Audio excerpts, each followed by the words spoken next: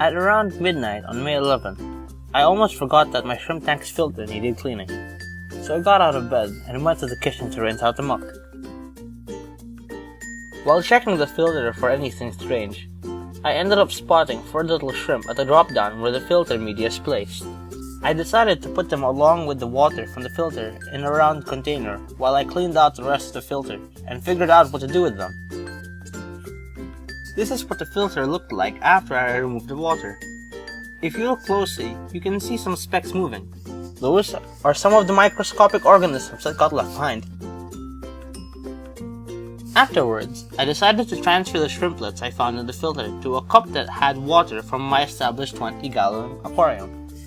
I had placed them in a container earlier so that when I transferred them, I wouldn't accidentally take the microscopic organisms along with them.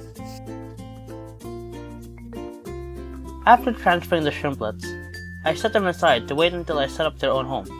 Don't worry, I made sure to add some moss to the cups so they would have somewhere to hide and feel safe. I then began my first experiment. The main goal for this experiment was to see if it was possible to culture the microscopic organisms that spawned in the shrimp tank filter. These organisms would be left in a jar with stagnant water and a couple of greens to provide oxygen. At the end of the experiment, we would see if these organisms thrived or not, and what changed in the water. So first I got a rock, for a little bit of hardscape so the organisms had somewhere else to land other than the glass. Then I got some moss to attach to the rock. This would provide the oxygen for the organisms that would be appearing during the experiment to use. After sticking the moss to the rock using some super glue, I got some water from my established 20-gallon aquarium, along with a bit of hornwort that would also help provide oxygen in the jar. Now it was time to set up the jar. I added the water with the microscopic organisms first. Then the rock with the moss second.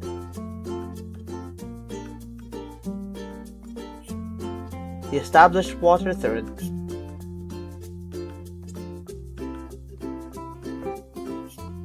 And a strand of hornwort last.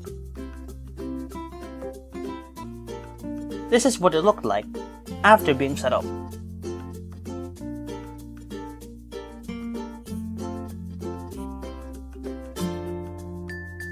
You can kinda see some dots moving around the jar. Those are a type of copod called Psychopoida.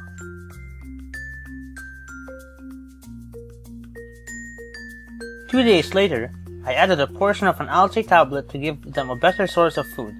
The microscopic organisms in the experiment typically appear when there is excess food in the tank, so it would make sense to add food to a jar that only they inhabit. If you notice, the water is turning a little white. That's because of the formation of biofilm due to microorganisms reproducing in the water. You can see there are worms on the top layer of water. Those are a type of worms called detritus worms, and they can be found in almost every aquarium. As of today, this is what the experiment jar looks like. The layer of biofilm at the top of the water has thickened, and the detritus worms seem to have grown and bred since I last checked.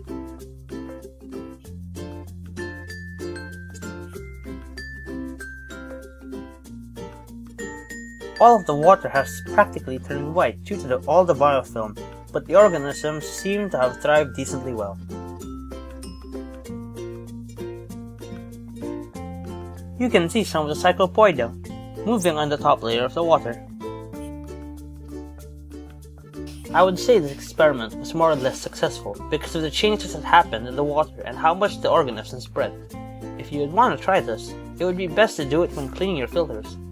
This is because the food that gets sucked into the filters trigger the appearance of these little creatures. Getting these things to breed is actually beneficial because they act as food to most fish and also help rid your aquarium of excess nutrients as well as algae. You can even do this without an aquarium. All you need to do is get some water from a natural source, and there are sure to be a few of these tiny things living in there.